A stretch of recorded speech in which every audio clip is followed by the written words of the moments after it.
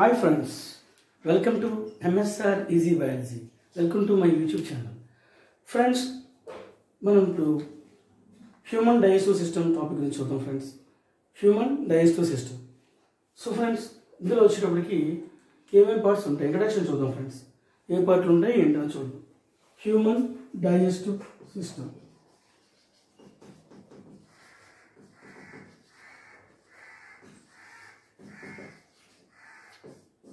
So human digestive system ఈ టాపిక్లో మనం అబ్జర్వ్ చేస్తే దీంట్లో అసలు first of all digest system అంటే ఏంటి, దాంట్లో ఏమేమి పార్ట్స్ ఉంటాయి. First of all different parts of digest system. Digest system starts with mouth. Friends, start with mouth. Mouth is the opening part of digestive system. Second part friends, mouth after that. Mouth దేంట్లోకి open అవుతుంది friends. Okay, next buccal cavity. Mouth open అయ్యేదాన్ని oral cavity or buccal cavity. దీన్ని oral cavity or buccal cavity అంటారు. Next third buccal cavity తర్వాత next part. What is the next part? pharynx is a common passage for food and air. Pharynx is a common passage for food and air. Next part, pharynx తర్వాత food pass అయ్యేది food pipe లోకి. Food pipe దాన్ని మనం oesophagus అంటాం. Oesophagus is a food pipe. Food pipe friends. After that oesophagus తర్వాత next open అయ్యేది ఏంటంటే మనకి ఈసోఫాగస్ ఓపెన్ అయ్యేది నెక్స్ట్ స్టొమక్ లోకి ఓపెన్ అవుతుందండి. Fifth part stomach.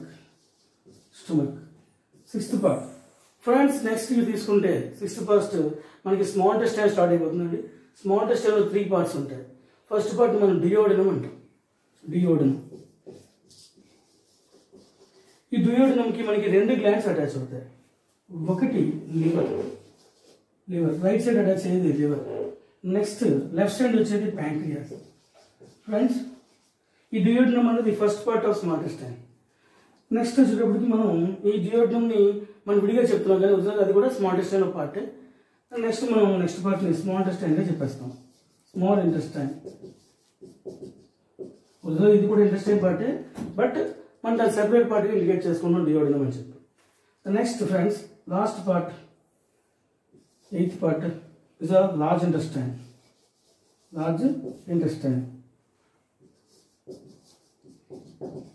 Friends, next large intestine తర్వాత rectum anus. Rectum open into tampon anus. So friends, anus is the exit part. Mouth is the entrance part. Anus is the exit part. So friends, let me see about these different parts. Once again we will recall. Guttesukoni maatladukundam. Mouth, buccal cavity, pharynx, esophagus, stomach and duodenum. Duodenum is attached with 2 glands, liver and pancreas. Next, small intestine, large intestine, rectum, anus. Friends, let me see what is mouth, what are the parts inside. Okay friends, let me discuss about the mouth. Mouth is the opening of human digestive system. What the mouth consists of? Mouth అని చెప్పగానే mouth open చేస్తే మనకి buccal cavity కనిపిస్తుంది. It opens to buccal cavity. So సింపుల్గా దాని mouth common చెప్పేస్తుంది. Buccal క్యావిటీలో ఏముంటాయి? So opening. Next one is buccal cavity. Buccal cavity or oral cavity. ఈ ఓరల్ క్యావిటీ లోపల ఏముంటాయి?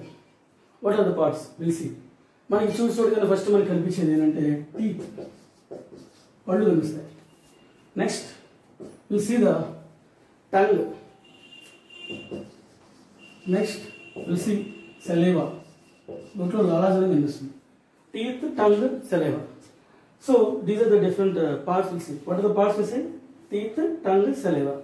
టీత్, ఎన్ని టీత్ ఉంటాయి ఏంటి, అసలు టీత్ పరిస్థితి ఏంటి? టీత్ గురించి మాట్లాడుకుంటే చాలా మాట్లాడుకోవాలి ఫ్రెండ్స్. అయితే ఇందులో మనం చెప్పుకోవాల్సింది ఏంటంటే జనరల్గా ఒక అవుట్లైన్ కింద చెప్పుకుందాం. ఓకే, ఒక అవుట్లైన్ కింద మాట్లాడుకుందాం. ఫస్ట్ ఆఫ్ ఆల్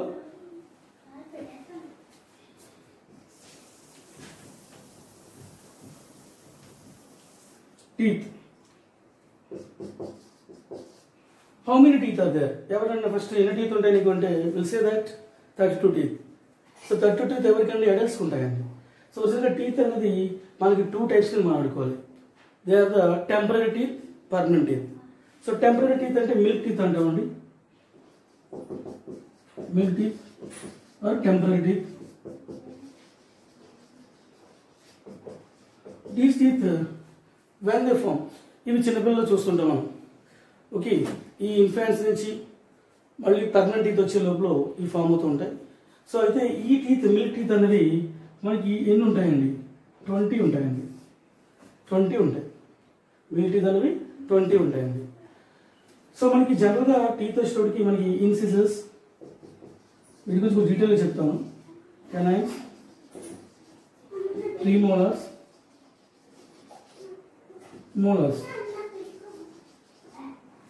ఫ్రెండ్స్ యాక్చువల్గా మనకి ఇక్కడ ఈ చిన్నపిల్లల్లో ఇన్సిజర్స్, కెనైన్స్, ప్రీమోలర్స్, మోలర్స్లో ఈ ప్రీమోలర్స్ ఉండవండి, ఇవి యాబ్సెంట్ అవుతాయి. ఓకే, జనరల్గా మనకి 2-1, 2-3/2-1, 2-3 ఇది dental formula, human dental formula. ఇది ఎలా వచ్చింది అంటే కూడా ఎక్స్ప్లెయిన్ చేస్తాను. అయితే ఇక్కడ చిన్నపిల్లల్లో ఇక్కడ 2-1-0-0, ఇక్కడ 2 ప్లేస్లో 2-2 వస్తాయండి.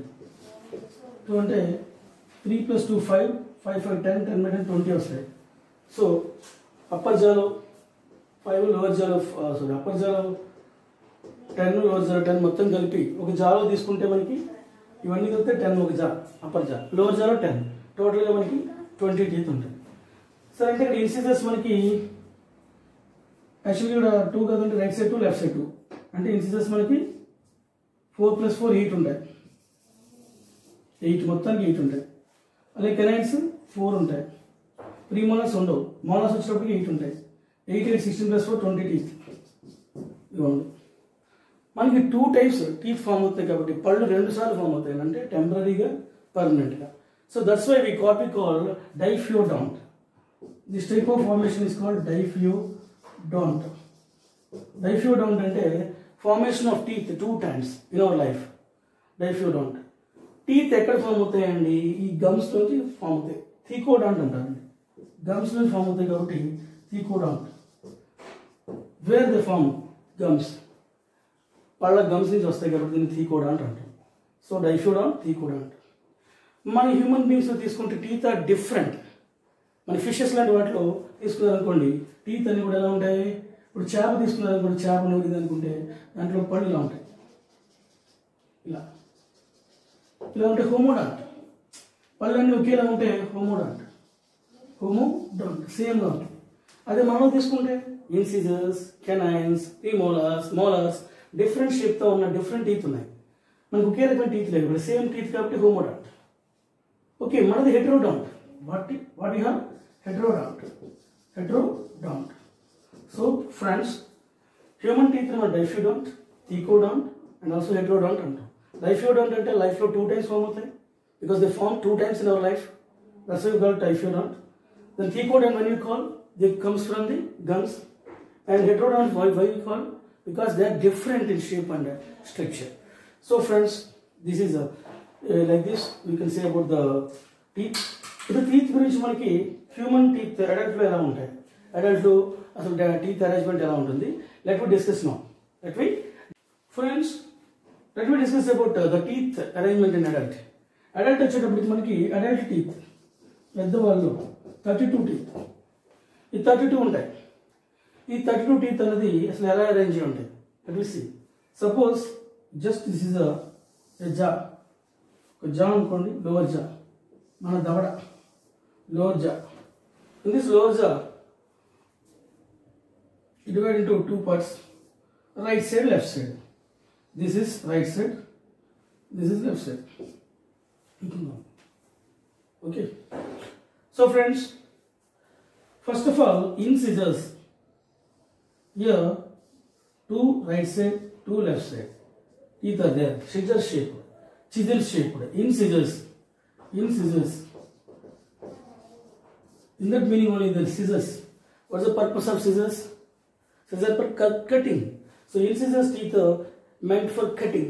మనం స్టార్టింగ్ లో ఉంటాయండి, meant for cutting. So ఇది ruminant like animals like cow, buffalo, in them that incisors are well developed. For nipping the grass, they are well developed. అందుకే వాటికి బాగా షార్ప్గా ఉంటాయి. మనలో వచ్చేటప్పుడు ఇన్సిజర్స్ ఉంటాయి చూడండి. మనం బిస్కెట్స్ ఎలా కట్ చేస్తాం? How we cut the biscuits? how we eat the food. So for cutting purpose, incisors are useful. Cutting. Okay. Next, canines. Canines. These are the canines. These are incisors. Next one, incisors. First one. 1, 1, 1, 1. Canines. 2, 2, 2, 2. Canines. Canines are meant for tearing the teeth, tearing the food, meat. మాంసం tearing చేయడానికి. చూడండి, chicken joint తిన్నప్పుడు ఎలా tear చేస్తారు, sugar cane outer layer ఎలా tear చేస్తారు, tearing the layers, mainly tearing the food.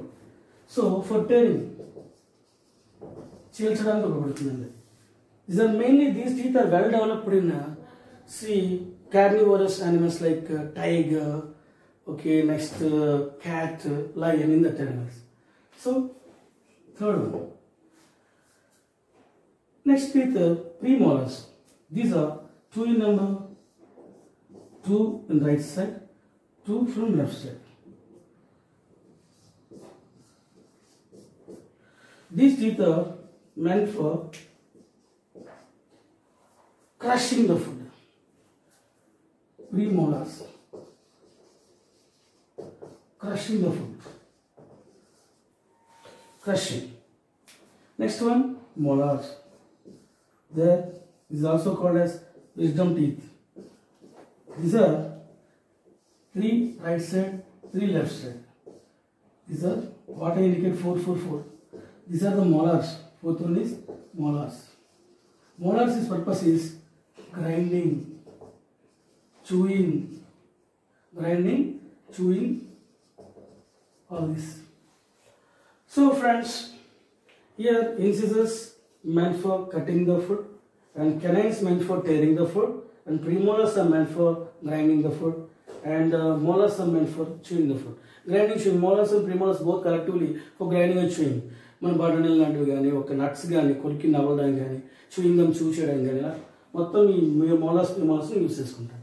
ఈ రకంగా డిఫరెంట్ టీత్ ఉండడం వల్ల మనకి డిఫరెంట్ వర్క్స్ చేస్తూ ఉంటాయి.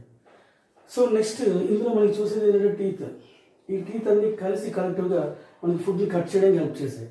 ఇవన్నీ కూడా ఫుడ్ని డిఫరెంట్ పీసెస్కి కట్ చేయడానికి, డిఫరెంట్ పర్పస్ తినడానికి ఈజీగా మనకి ఏది ఏ రకంగా కొన్ని టేర్ చేయడానికి, కొన్ని కట్ చేయడానికి, కొన్ని గ్రైండ్ చేసి ఇంకా చిన్నగా చేయడానికి, డైజెషన్ పర్పస్ కోసం ఇవన్నీ హెల్ప్ అయి ఉన్నాయి. నెక్స్ట్ మనకి ఆఫ్టర్ దట్ టీత్ తర్వాత మనం చూస్తే టంగ్, సెలైవా ఉన్నాయి. వాటి గురించి మనం డిస్కస్ చేసుకోవాలి. Hi friends, let us discuss about the next part, tongue.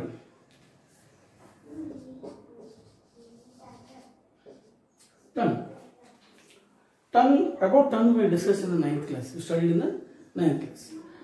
Once again, let us see the tongue. If you see the tongue,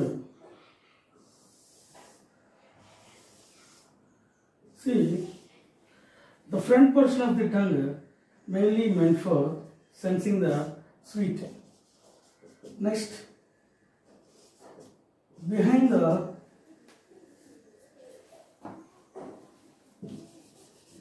meant for sweet.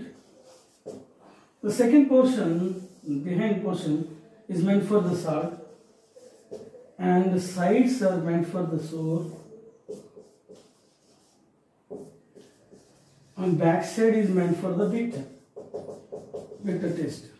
So 4 tastes mainly, we know that. So friends, here tongue mainly consists of nearly 10,000 taste buds. 10,000 taste buds. So what is the purpose of tongue?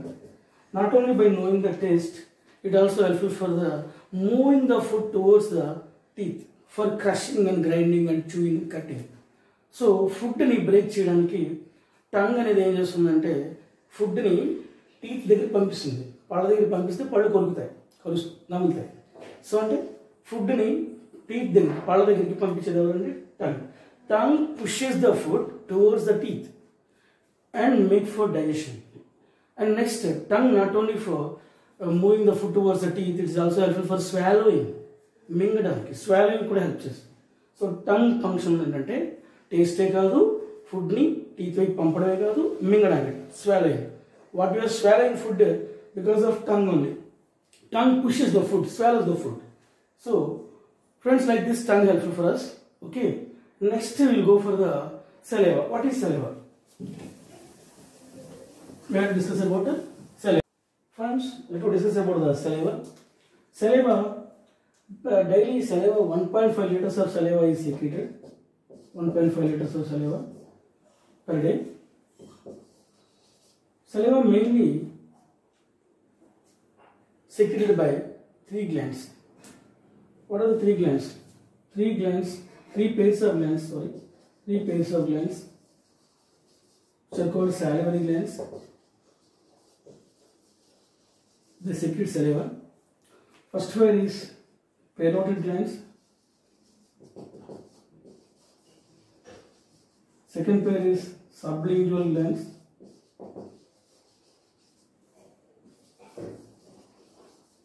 And the third pair is submaxillary or submandibular glands.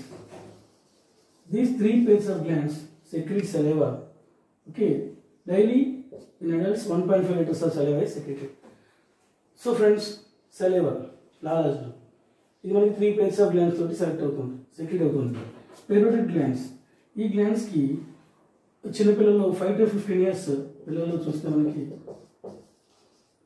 మనకి ఈ పెరియోడిక్ gland swelling అవుతుందండి. దాన్ని mumps అంటారు, గవద బిళ్ళలు అంటారు. Mumps గవద బిళ్ళలు. ఈ గవద బిళ్ళలు అనే జబ్బు 5 to 15 years పిల్లలు వస్తుంది. మిక్సోవైరస్ పెరోటిడ్స్, ఇట్స్ నేమ్ ఇస్ మిక్సోవైరస్ పెరోటిడ్స్. ఈ వైరస్ వల్ల అంటే పెరోటిడ్ గ్లాండ్స్ని ఇవి అటాక్ చేస్తాయండి. అందువల్ల ఉబ్బిపోతాయి అన్నమాట. పెరోటిడ్ గ్లాండ్స్, సాలివరీ గ్లాండ్స్ ఉబ్బిపోతాయి. సరే అండి, అది డిసీజ్ గురించి. Parotid glands, sublingual glands, submaxillary glands. ఈ గ్లాండ్స్ మనకి ఎవ్రీడే అడల్ట్స్లో 1.5 liters ఆఫ్ సలైవాని సెక్రెట్ చేస్తూ ఉంటాయి. What the saliva mainly consist of? సలైవాలో ఏముంటాయి? Saliva mainly consist of water, salts,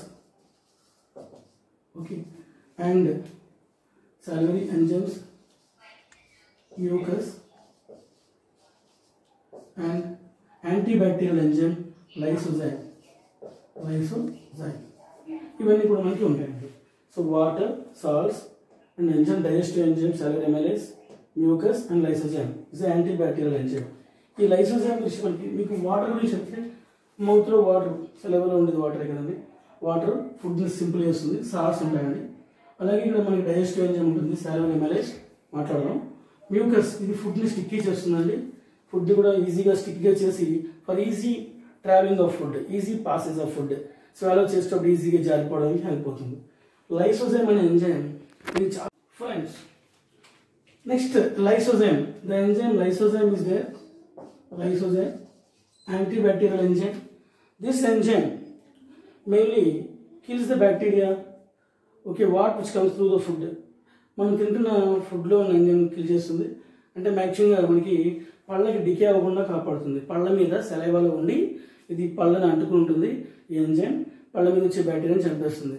suppose మనం చాక్లెట్లో ఎక్కువగా తినడం వల్ల, రోజు అదే తినడం వల్ల, స్వీట్ వల్ల ఆ లేయర్ ఫామ్ అయ్యి ఇంకా సలైవాని టచ్ అవ్వకుండా అయిపోయి పళ్ళకి డికే వస్తాయి.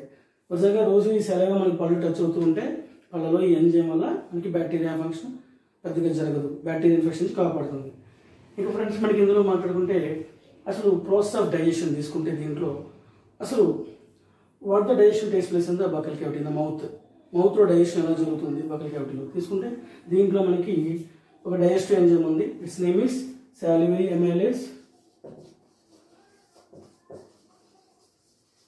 దీన్ని మనం టైలిన్ అంటాం. This Tylin, P silent, in this P is silent. So friends, we call it as a Tylin. Tylin is a salivary amylase. This enzyme acts on carbohydrates. That means mainly in the starch. So Tylin acts on carbohydrates. Starch, what we eat? Starch or carbohydrates. Converts it into simple compounds like dextrins and maltose sugars.